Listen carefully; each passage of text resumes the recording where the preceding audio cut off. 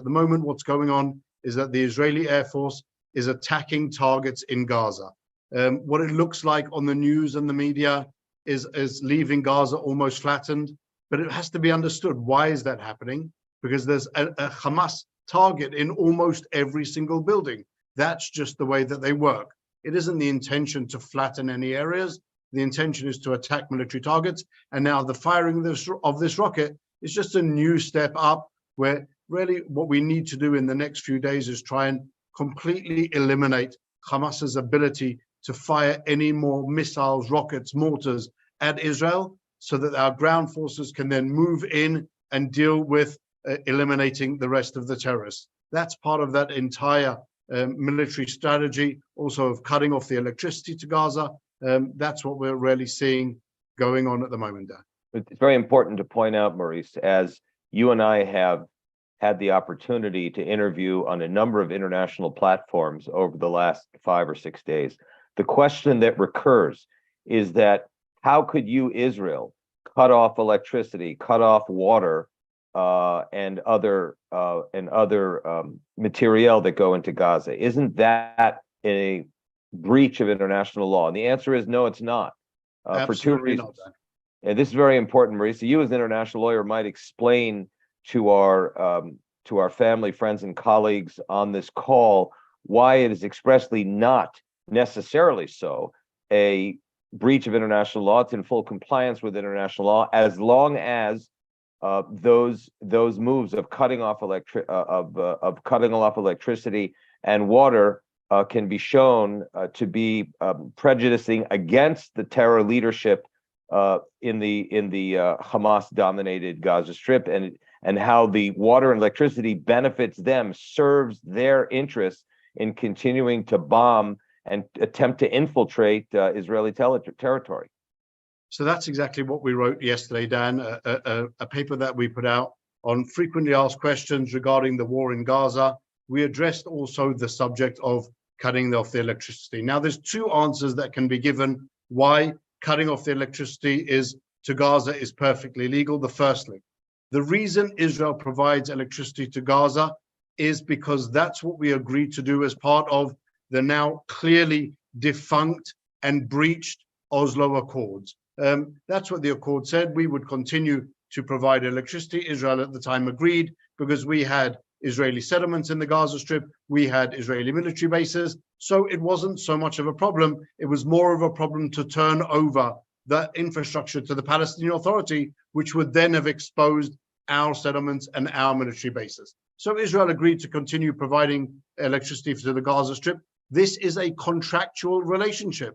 If you breach that contract, then Israel is fully within its jurisdiction and realms to cut off the electricity. And that's what we've done, really, as we've seen different commentators mentioning over the past few days.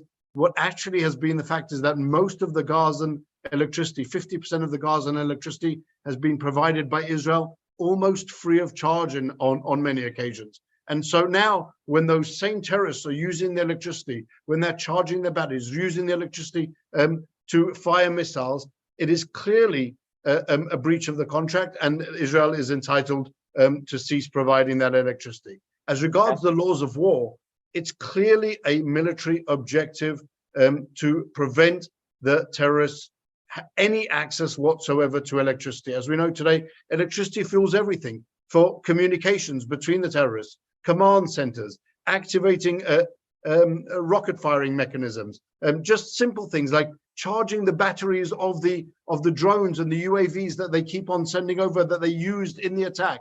All of these things require electricity, and therefore there is no requirement whatsoever in international law that Israel continue providing its enemy with the capabilities, and really the vital capabilities and resources, to continue fighting and killing us. Anyone who argues that that is a requirement of international law simply doesn't know what they're talking about. And that's before we even discuss even the elements of the laws of war itself, the 4 main principles, which really we could legitimately even attack other sources of power in Gaza, because the military advantage that we would achieve from that attack certainly would outweigh any of the collateral damage that's being caused. The final argument that's being made, Dan, is that cutting off the electricity amounts to starvation of the population. Well, so that argument too is baseless. At the moment in the world, there are almost 900 million people who aren't connected to an electricity grid, aren't connected to any electricity grid. No one is arguing that those people are the subject of deliberate starvation. That's what we're talking about here. And so on every level, that is something which should be and could be rejected. Absolutely, Maurice. And there's another issue here, and that is the ideological mixing, the intersection between the Hamas, the Salafi Sunni organizations like Daesh, like ISIS and Al Qaeda, and the Iranian regime, the extremist Shia regime in Tehran. There is more and more evidence on the ground of a deep ideological connection and practical operational connection between Hamas in this last week's what we call mini genocide against women and children in the southern part of Israel, as well as the connection with the Iranian regime. I spoke to somebody actually in my family. A number of our children are in the army, some in special forces, some in intelligence, and I was shown an ISIS flag, that black ISIS flag that goes atop those white pickup trucks, the same white pickup trucks, by the way, as the Hamas used, 40 or 50 of them. And there's a black Daesh flag with the same one that the ISIS used before they execute prisoners, captives that they did in Syria and Afghanistan. And it shows a deep affiliation between the Salafist group and Hamas. We do not have evidence that there were ISIS members, but there's a deep affiliation, and that affiliation actually goes back a number of years. Jerusalem Center for Public Affairs website, JCPA.org, has a number of papers about the ideological affiliations, sympathies, and even connections between radical Islamic Salafi movements and Hamas in Gaza, number one. And number two, if you look online at MEMRI, MEMRI, which is the former counterterrorism advisor to Itzhak Shamir, who now runs MEMRI, there is a very important interview by a senior Hamas leader on Arabic Russia Today, in which he says very clearly, our allies in Tehran provided us with weapons, ammunition, and financing for this operation. So it's coming clearly from the Hamas leadership. It's not coming from the halls of the political right in Israel trying to drum up some sort of political and international movement of political interest. But it's coming right from the Hamas leadership.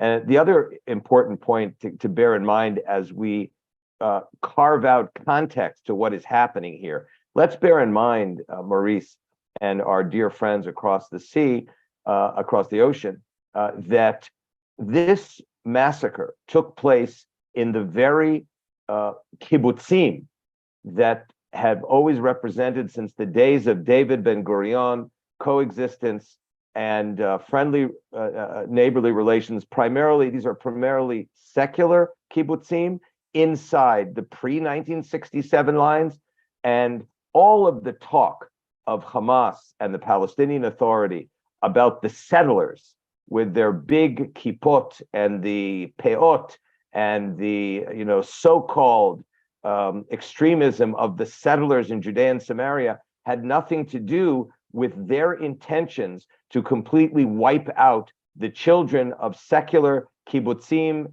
and towns in the southern Negev. This was the crown jewel of the Labor Party's, Land of Israel, State of Israel settlement program.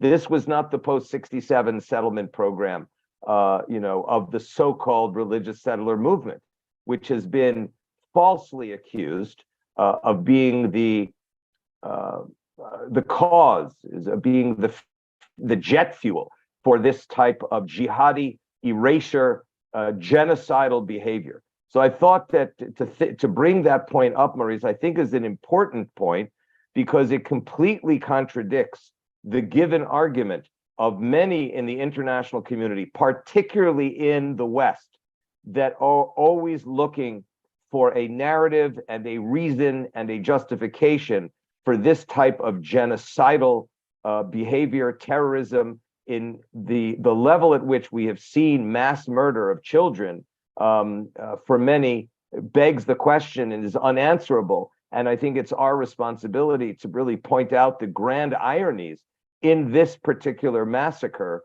of 1,400 Israeli citizens. Without question, Dan, the similarities, that also the brutality that was involved here, the pictures that are coming out over the last few days and the stories that are being told. I was on television last night listening to a member of Zaka. I apologize for the graphic story that I'm about to tell, but it was told obviously with tears in his eyes, with tears in the eyes of the presenter, how he went from house to house, really trying to find all of the different bodies. He walked into one house and found a woman laying on her stomach. Obviously, he needed to turn her over, and the sights that he saw were just horrific, Dan. It turned out that she was pregnant. Her stomach had been cut open. Her baby had been stabbed. She had been shot. These are ISIS-type activities, brutality that the world hasn't seen before. This is truly a war of civilizations. It's brutality against morality. It's decency against barbarism. This is what we are fighting. This is what the world is fighting. And that's in the same way as it was clear to the world that ISIS needed to be eradicated, so too does Hamas, and everything that it represents. Its masters and its other proxies need to understand that this is going to be, I hope, the catalyst for a much better world where these people just no longer exist and they can no longer sow their fear amongst civilians and wantonly murder. Now, this is one of the conceptions that has been massacred together with young Jewish Israeli children. And by the way, I should mention, Maurice, you and I chatted about this today. There are people, women and men, of 17 countries that are currently kidnapped and captive inside Hamas-held Gaza. I think it's 23, Dan. Are we up to 23 now? 23 countries, yeah. So there are 23 countries. So this has become, the United Nations victims of Hamas. Yes, of barbarism, savagery. That is why, as you say very well, Maurice, this is a war between darkness and light. As we are just a couple of hours from reading the book of Genesis, or certainly tomorrow morning, where light and darkness were separated by God. And funny enough, not to turn this into a Torah moment, but the question is asked by the great medieval commentator Rashi: why did God separate darkness from light? And he answers, because it was not good that darkness and light should be mixed, because there would be confusion between darkness and light. And I think that what we're talking about this afternoon is exactly that point, that there is a very important mandate for moral clarity here. This is a war of between light and darkness, as you say, between the civilization of people of goodwill, and opposite the civilization of darkness. It is not a territorial conflict by any means, and that is one of the conceptions that has been massacred along with these innocent people over the last few days, is that this is not a territorial conflict. It is a conflict of good versus evil. There's no way to explain away the types of savagery against unarmed, innocent children and women and men that we saw this week. And so, and on that note, Dan, just before we wrap it up, because it's Erev Shabbat, I just want to refer everyone, the audience also, and our friends and listeners, if you can't condemn these acts of savagery, then it's most likely that you support them. And here we had today a meeting of Antony Blinken, the American Secretary of State, with Mahmoud Abbas, the head of the Palestinian Authority. He put out a statement afterwards. Their official newspaper and news station, Wafa, released the contents, as it were, of the conversation between the two gentlemen. No condemnation from Abbas. All he could say was that he rejects the death of civilians on both sides. He is again drawing that moral equivalency, like many others are doing, between the terrorist murderers and their victims who have been slaughtered. That's what he's talking about. That's what Mahmoud Abbas had to say after meeting the Secretary of State. Obviously, there was no clear statement from Abbas also that the terrorists who were killed during this onslaught, as they were murdering Jewish babies, will not be paid by the Palestinian Authority, by his PLO, as a reward for their participation in terror. Tens of millions of shekels of dollars are going to be spent by the Palestinian Authority now rewarding the families of these dead terrorists for the acts of their family members. This is something which, as the world now considers the alleged financial constraints of the Palestinian Authority, just remember, every single one of these families of these terrorists is now going to be rewarded with 1,400 shekel a month for the rest of their lives, simply because they participated in terror. The murderers who were arrested and are now in prison are going to receive ever-growing salaries from the Palestinian Authority. When everyone talks about giving money to the Palestinian Authority, you should know that's where your money's going. England, that still provides money to the UK, that still provides money to the Palestinian Authority. The USA, that still provides indirect aid to the Palestinians. That's where your money is going, to supporting, rewarding, and incentivizing the murder of Jews. Completely diametric opposite of any effort to make peace in the region. I would say, Maurice, I'd like to involve the 22 or 25 folks that are involved in this intimate briefing. Your comments and questions are always welcome at the Jerusalem Center for Public Affairs. This is a type of online roundtable. If you'd like to ask a question or make a comment, we'd be delighted to have that. Daniel, if you anybody that wants to send a question in, we'd be very, very happy to engage with you.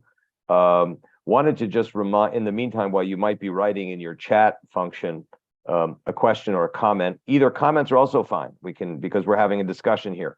I might mention to you that we at Jerusalem Center for Public Affairs is the only institute or center. We are a center now for research-powered diplomacy and communications as well, and we've opened up a war room to counter Hamas and Iranian rooted disinformation that's ripping across the West and trying to forge poisonous propaganda as if the Israelis are actually responsible for their own massacre.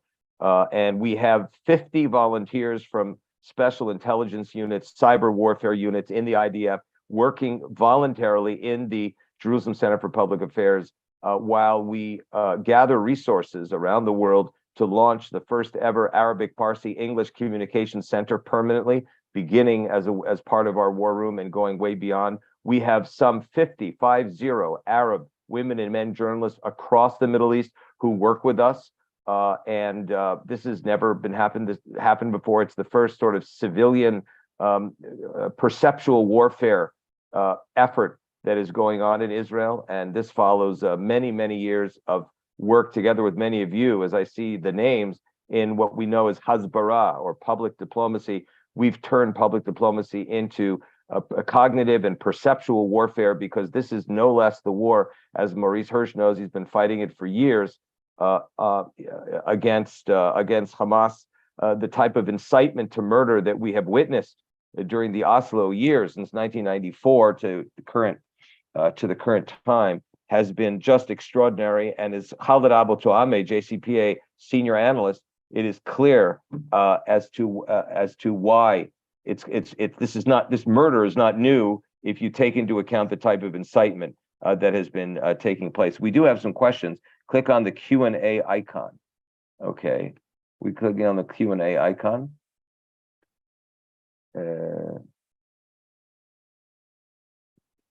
Q&A icon. Is it? I'm looking for a question. There are 4 questions that have come up. Maybe I'll go through them, Dan. Go ahead. The neighboring Middle East states, an anonymous attendee, neighboring Middle East states consider Gazans to be Israel's responsibility. There must be a plan for the Gazan civilians if there is no other sponsor. So the answer to that is that the person and the organization that bears responsibility for the Gazan civilians is Hamas. They started this war. They opened the gates of hell. Now the Gazans have been required, warned by Israel to move south towards the Egyptian border. Egypt should open the Rafah crossing. They have a common border and allow the innocent Palestinians to flee into the Sinai. That is the answer. That is the response.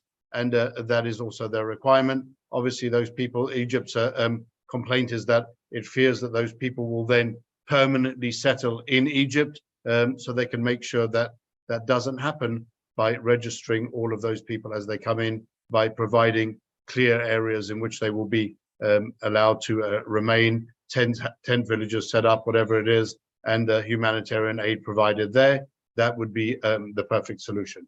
The next question is from Reuven Hoch. What is the latest news on the Lebanese front? There too, we're seeing a gradual heating up, missiles being fired constantly, rockets, mortars, RPGs being fired by Hezbollah. What we heard last night, the news was that the day before there was an RPG attack on an Israeli armored personnel carrier, and what we thought was an incident that ended without any serious consequences actually ended in the death of an Israeli soldier. So that is constantly a threat. What we're hearing now this afternoon, just I think about an hour before we started this broadcast, was that the city of Metula, Israel's northernmost city, has been put on lockdown, and the residents and everyone being required to stay in their homes for fear of an imminent, what appears to be an imminent infiltration. So that's what we're seeing on the north, just backwards and forwards all the time. This is the same type of pattern that we saw in 2006 with the kidnapping of Gilad Shalit from Gaza, and then the opening of the Lebanese war. So that's something I think which is probably going to be a developing situation. A serious question that came in, all questions are serious, but really an interesting question that came in from Barbara Mazur. Are captured terrorists considered as POWs in international humanitarian law, in the laws of war? The answer is absolutely not. Absolutely not. POWs, prisoners of war, is a specific defined category which relates to legitimate soldiers in an army that carry their weapons openly, that are that wear their uniforms and really adhere to the laws of war. The Hamas terrorists are nothing like POWs. They are just terrorists. There's a whole category of law that refers to these people as being civilians who are directly participating in the hostilities. They are, on the one side, perfectly legitimate military targets, and on the other hand, when they are arrested, they do not enjoy the rights and privileges of being POWs, because they are not. Being a soldier is something special, definitely in Israel. Being a soldier in an army means that you belong to something, to an institution that adheres to a certain code. These terrorists are just barbarians. They have no codes, and therefore they are not entitled to POW status. As Lenny Ben David asked, has Israel held a dialogue with the Arab Israelis to prevent violence? Well, as we know that today there was a tremendous fear that there would be an upspike in violence from the Israeli Arabs. Thank God, at the moment that situation has passed. not in Israel's mixed cities, around, even in Jerusalem, on the Temple Mount, and it's on Iran's. There has been a quiet, a tense quiet, but relatively quiet. Maurice, let me just point out one thing here. We're talking about Lenny Ben-David's excellent question about Arab-Israeli cooperation.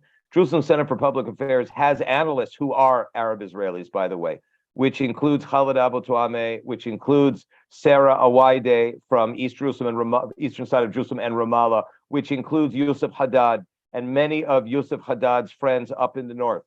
We are dedicated and have very good relations. As you saw, Lucy Arish, by the way, who's not an analyst, but Lucy Arish, who's probably the best known Israeli Arab Israeli journalist, released a statement today calling Israel our shared home among the 9.2 million residents, Jews, Christians, Muslims, Druze, and others. So there is an unprecedented, in our estimation, unprecedented move towards unity, even within Israel, across ethnic lines. And an additional point, today, ladies and gentlemen, is the global day of jihad, as the Hamas has called for. Sinwar, Yahya Sinwar, who is one of the three most important leaders of Hamas, calls today a day of blood and a day of global jihad. That means that Hamas is coming to a theater near you, wherever you are in the United States. Hamas considers Jews all over the world and anyone who supports Israel, the United States, as being on the target list. That's the importance of the globality, of the globalism, if you will, of the ideology of Hamas, and that it is not just focused on Israel. That's what we've learned over the last, in living color, over the last week. This is not a territorial conflict. This is an ideological jihad. And with that, I think we can wrap it up today, as Shabbat is quickly approaching. Shabbat Shalom to Shabbat Shalom to everybody. Shabbat Please Shalom, join Dan. us. Ladies and gentlemen, please join us on Sunday, where Colonel Richard Kemp, the former British commander of forces in Afghanistan, will be joining Maurice and myself and offering a very insightful a series of observations on comparing the jihad opposite Al-Qaeda and the Taliban that he faced himself with British forces in Afghanistan, with what has just happened and continues to happen today in Gaza and beyond across the Middle East.